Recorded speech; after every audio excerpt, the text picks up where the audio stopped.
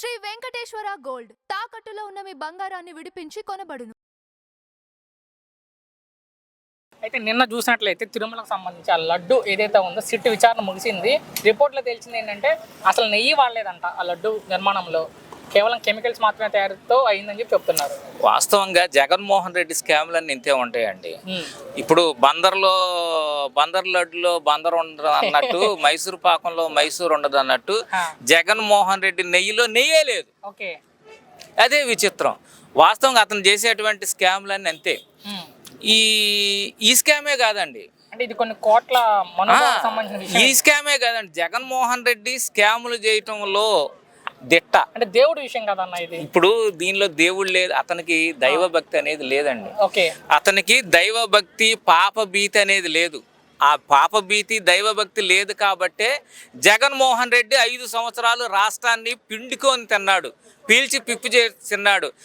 ఆ రోజు ఏదైతే దళితులను అంతమందిని ఈ ప్రభుత్వంలో జగన్మోహన్ రెడ్డి ప్రభుత్వంలో చంపాడో వాళ్ళందరూ ఉసులు తగిలే కదా. నీకు 11 మందిని చంపావు దళితులను, అందుకోసం నీకు 11 సీట్లు వచ్చినాయి. ఏం తప్పు చేయలేదని సోషల్ మీడియాలో ప్రచారం చేసుకుంటారు వైసీపీ నిన్నటి నుంచి. తప్పు చేయనోడైతే, నిజంగా తప్పు చేయనోళ్ళు అయితే ప్రజల్లోకి రావాలి కదా. మేము తప్పు చేయలేదు, మేము మగవాళ్ళము, మేము బాగా చేసాం, మేము చేసిన పనే గొప్పదని చెప్పేసి నువ్వు ప్రజల్లోకి రావాలిగా. అప్పుడు ఏదైతే అధికారంలో ఉండవు ఆ 5 సంవత్సరాలు ఆ తాడేపల్లి ఇంట్లోనే ఉండవు. ఇప్పుడు ఓడిపోయి 2 సంవత్సరాలు కూడా ఆ తాడేపల్లిలో ఆ ఇంట్లోనే ఉండవు. నువ్వు గెలిచినా ఒకటే, ఓడినా ఒకటే, నువ్వు కోటలో ఉండవు ఒకటే, పేటలో ఉండవు ఒకటే. తిరుమల విషయంలో నేను తిరుపతి వాస్తవుడిని, తిరుపతి పక్కనే మాది, మాకు తెలుసు. తిరుపతిలో మేము ఆ లడ్డు 5 ఏళ్ళు తిన్నాము, దానివల్ల ఎంత ఎఫెక్ట్ వచ్చిందో మాకు తెలుసు. దీని గురించి ఎవరైనా సరే ఇది కల్తీ కాదు అన్న వాళ్ళకి కూడా వాళ్ళకి ఆ ఎఫెక్ట్ తగులుతుంది.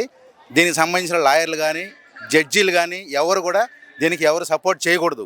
దేవుడి విషయం కాబట్టి ఎవరు సపోర్ట్ చేసినా వాళ్ళకి తగిన శిక్ష భగవంతుడు విధిస్తాడు. తప్పేం చేయలేదని చెప్పి సోషల్ మీడియాలో ప్రచారం చేసుకుంటున్నారు. వాళ్ళు ఎన్నైనా చేస్తారండి, వినేవాళ్ళు ఉంటే ఎంతైనా చెప్తారు. వాళ్ళ గురించి పట్టించుకోకూడదు, మనమే వాళ్ళ గురించి ప్రచారం చేస్తున్నాం. వాళ్ళు చేసిన దానికి ఇప్పుడు అనుభవిస్తున్నారండి. 11 సీట్లు వచ్చినాయి, నెక్స్ట్ అది కూడా రావు. కానీ మేమేం తప్పు చేయలేదని చెప్తున్నారు వైసీపీ సోషల్ మీడియాలో. వాళ్ళు ప్రతిసారి అంతే అండి, తప్పు చేసి మేమేం చేయలేదని వాదోపవాదాలు చేస్తూ ఉంటారు అంతే. వాళ్ళకి ఎలాంటి శిక్షలు పడాలనుకుంటున్నారు గురించి కావచ్చు, తప్పుడు ఆరోపణలు చేసే వాళ్ళకి? రానున్న ఎలక్షన్లో వాళ్ళకి 11 సీట్లు కూడా అవ్వండి. ఇంకా గట్టిగా ఏం చెప్తున్నా అంటే జగన్మోహన్ రెడ్డి గారు కూడా గెలవరు అంటే చూస్తారు. అందుకే ఇప్పుడు అందరు దొరికేశారుగా. అట్లాగే అంటారు ఇది మనుషులకి ఏదైనా సరే అలాగే మాట్లాడే విధానం, శిక్షలు అవన్నీ చూసినప్పుడు దేవుడు మంచిగా శిక్షిస్తాడు. తిరుమల అనేది పవిత్రత, దాని గురించి మనం ఏం మాట్లాడలేము. అది ఆయనే చూసుకుంటాడు అంతే. కరెక్ట్ అనేది నెయ్యవాడలేదు, మేము వెళ్ళాము తిరుపతి, అసలు నెయ్యలేదు. ఇంటికి తీసుకొస్తే బూజు పట్టేది. ఇదివరకు ఇప్పుడు మళ్ళీ వెళ్ళి వచ్చాము ఈ చంద్రబాబు నాయుడు గారు వచ్చాక. కనీసం 4 రోజులు లడ్డు ఫ్రిడ్జ్ లో పెడితే ఆపత్యం ఉంది. అసలు నోరు తెరిస్తే అంత అబద్ధాలే కదండి, ఎక్కడ నిజం చెప్పాడు. అసలు మాట్లాడితే వాడు జైలు నుంచి రాకూడదండి. మా లెక్క ప్రకారం అయితే ఉరి శిక్ష ఖాయం. తిరుమల లడ్డూలో గురించి పద్ధతి కలవాడు ఎవరైతే ఆ విధంగా మాట్లాడు, పక్క ఆధారాలతో సహా మొత్తం అన్ని బయటపడ్డా కూడా వాళ్ళు ఏంటంటే వాళ్ళ ఉనికిని కాపాడుకోవడం కోసం తప్పు చేసిన వాడు తప్పు చేసిన ఒప్పుకోడు కదా. వాడి జీవితం మొత్తం వాళ్ళ కుటుంబం మొత్తం తప్పు చేసే తప్పుడు దీంతోనే వచ్చారు, తప్పుడు దీంతోనే ఇది అయ్యారు. ఇప్పుడు దాకా కూడా జనం ఒక్కసారి ఏదో చూసేది నమ్మారు, ఇక జన్మలో నమ్మరు. ఇప్పుడు కాదు కదా, రాబోయే 50 సంవత్సరాల్లో కూడా వైసీపీ అనేది మళ్ళీ అధికారంలో రాదు. వీళ్ళ దొంగ మాటల్ని ఎవరు నమ్మరు. అమరావతి కెమికల్స్ వాడని చుట్టూ తేల్చింది, అయినా కూడా మేమేం తప్పు చేయలేదని చెప్పి వాళ్ళు ఇప్పుడు తప్పుడాడు, నేను తప్పుడాడు ఒప్పుకుంటాడా? వాడు తప్పుడాడు కాబట్టి వాళ్ళు నేను తప్పు చేయలేదనే వాళ్ళు తప్పుతారు, కానీ తప్పుడాడు ఒప్పుకోడు కదా. ఇప్పుడు నెయ్యి రావాలంటే ఎలా రావాలండి? పాలు, డైరీ ఫామ్ ఏదో ముందు గేదెలు ఆవులు ఏ ఒకటి ఉండాలి.